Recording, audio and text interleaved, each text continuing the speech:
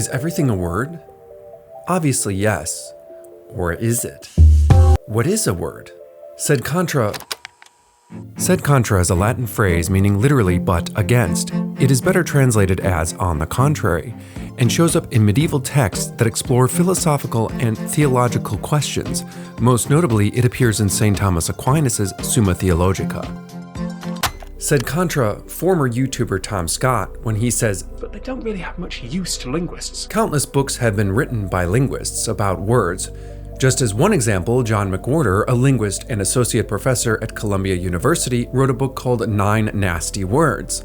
One reason Tom Scott made that argument is that it is rare for a word to exist outside the context of a sentence.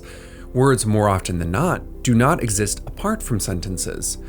When words were first being written down on paper, it was written in a continuous string of letters without punctuation or spacing, suggesting that words were intended to be read aloud.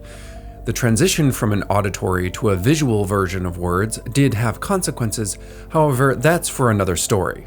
Words can be abstracted from a sentence or phrase without requiring them to be written. A phoneme, which is a sound that makes up a word, can also be abstracted but does not convey meaning in or out of context. Thus, my definition of a word for this video is the smallest unit of grammar that can convey meaning in a sentence or directly on its own. The first distinction: categorematic versus syncategorematic words. While the word and by itself doesn't really have any direct meaning, words like and, but, and or are called syncategorematic.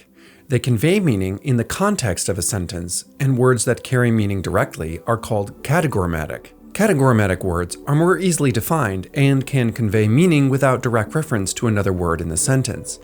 Nouns, verbs, some adjectives, and adverbs are categorematic. In contrast, conjunctions and prepositions are not. As you should probably remember, nouns signify a person, place, or thing. A good definition for a word in the classical tradition situates how the word relates to a broader class. The purpose of categorematic words is to identify the essence of what the word is signifying. The definition of essence is what makes a being what it is, as opposed to some other type of being. Why is it this type of thing as opposed to another type of thing? Well, the reason is the essence. On one level, the only beings that exist are individuals. On another level, beings are related to another in classes. My cat Frank is a part of the species domestic shorthair, which belongs to the genus Felis. In biology, there are many higher classifications, such as family, order, class, etc. But when discussing grammar and logic, we focus more on the individual, the species, and the genus. The second distinction: genus, species, and individual. A class of individuals makes up a species. A class of species makes up a genus. A genus can be a species within a broader genus. A species is a less abstract part of a genus that shares everything in common with the genus, but with a specific difference. For example, the species of lion belongs to the genus cat, but the genus of cat is a species of the genus mammal. Another example is that a square is the species of a genus rectangle, and the rectangle is a species of the genus polygon. The lion has everything in the category of mammals and cats, but some specific differences. Similarly, the square has everything in the category of polygon and rectangle, but some specific differences. A good definition is one that outlines the genus and the specific difference.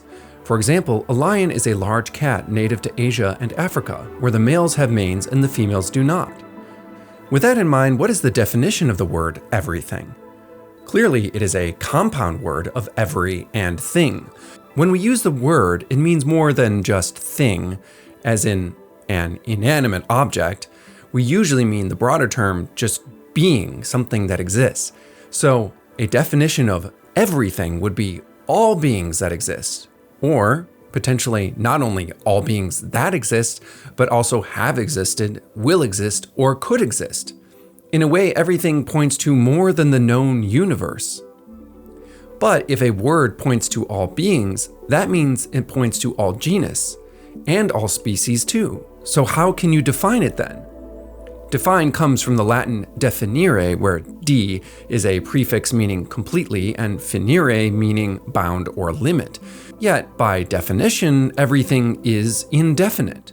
The third distinction, ambivalence and ambiguity. Getting at the intended meaning of a word can be tricky because language is ambivalent and ambiguous. Something is ambivalent when it can have multiple meanings, even meanings that are contradictory. Ambi comes from the Latin both on, both sides or about, whereas valent is from the Latin valere, meaning strength. Contrast ambivalent with equivalent, as in equal strength. Ambiguity comes from the Latin ambigere, which means to wander about, from ambi and agere, meaning to lead. The ambiguity in language can arise from countless places. For starters, almost all languages have homophones. The fourth distinction, homonyms, homophones, and homographs. A homophone is a word that sounds identical, such as in English, there, and there, or in Japanese, kami, which can mean hair, paper, or God. Then there are homographs, which are words that are spelled identically on paper, but have different meanings and sometimes pronunciations. The bass played bass, where bass refers to the fish and bass refers to the instrument. Homonym is a genus of homophones and homographs, and can mean both, but traditionally means a word that is both a homograph and a homophone. These words have their root Greek of homo, meaning same, phone meaning sound, and graph meaning mark. Nym means name. Because it has two definitions, the homonym is itself a homonym. English has a lot of homonyms in the sense of words that have identical sounds and spellings. For example, fly, dust, bat, fire, shower, horn, host, pot, and pipe. Thus, a word may need to be discerned not just from the context of the sentence, but from the paragraph or the actual context in which it is spoken. For example, the sentence, "He has a long pipe." It could mean that he has a long cylinder used to carry fluids, or it could mean he has a large device to smoke with. Alternatively, it could be a euphemism, meaning he has a long buffalo, buffalo, buffalo, buffalo, buffalo, buffalo, buffalo, buffalo is a grammatically correct sentence because of homonyms. Mandarin has a similar version called Lion-Eating Poet in the Stone Den, where every word is a form of shi, although because it is a tonal language, some of the tones vary, but it is still almost incomprehensible in Mandarin. The flip side of a homonym is a synonym, where a synonym shares the same meaning, but has a different sound or spelling. Synonyms are what enable us to translate languages.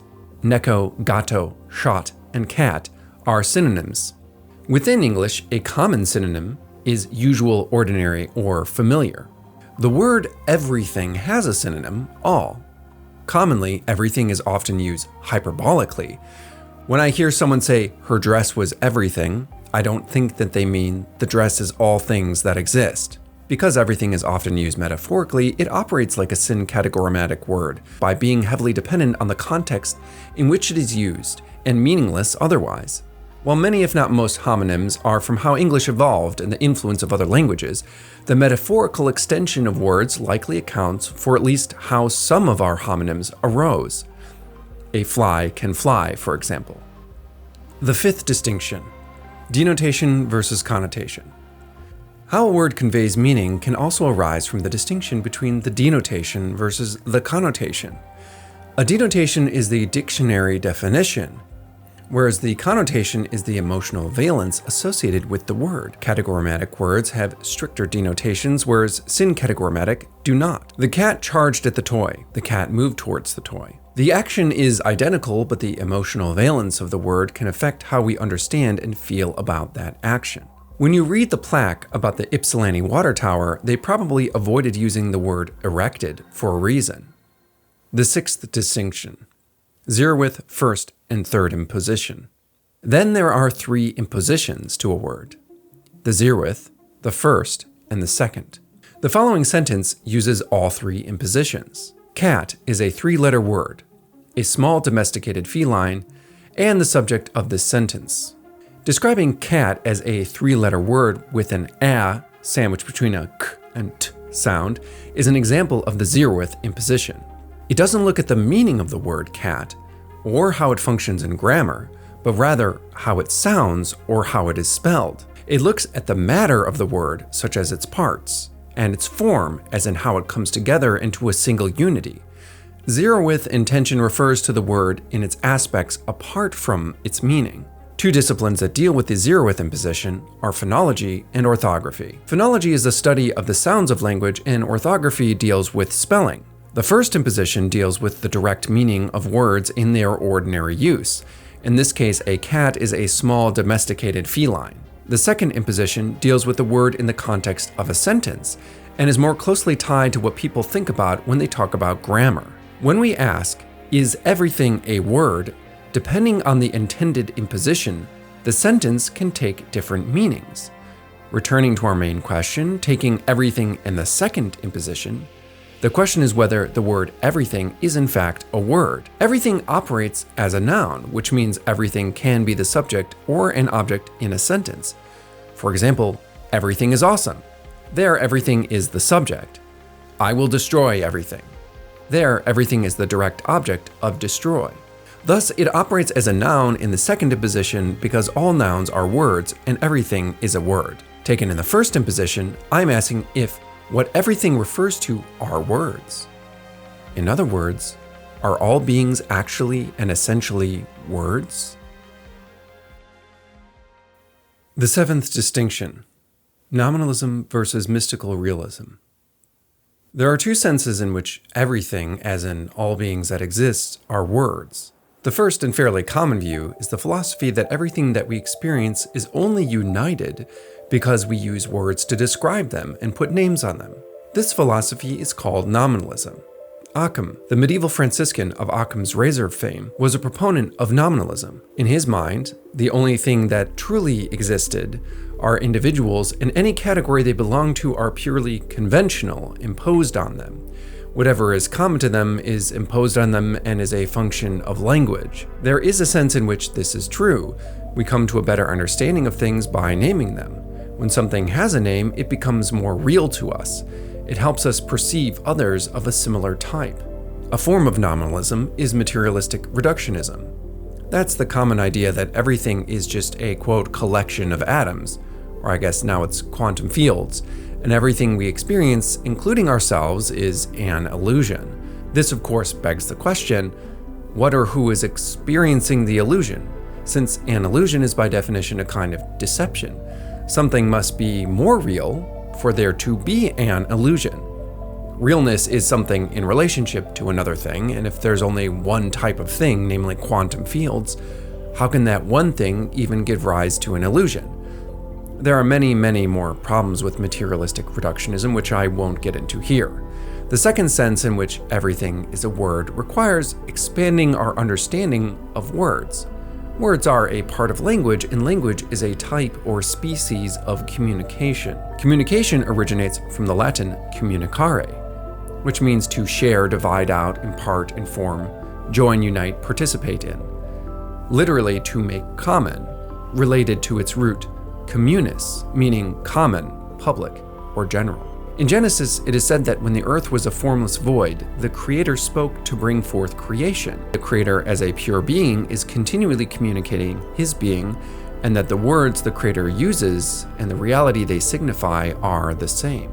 The Creator's creating and naming are the same act. In this view, the universe, from the smallest part to the entire whole, is the Creator's words, continually being spoken in some sense. The Creator names everything, and in doing so communicates His being to them, including you. The consequence of this belief would be that this Creator then does not exist in any sense you could describe or even understand, because everything is the Creator's words. While we merely point to things with our words, all reality is the Creator's language, and we only experience a tiny, infinitesimal part of that language. In the Gospel of John, it says, "In the beginning was the Word, and the Word was with God, and the Word was God." Thus, in some sense, everything, including God, is a word.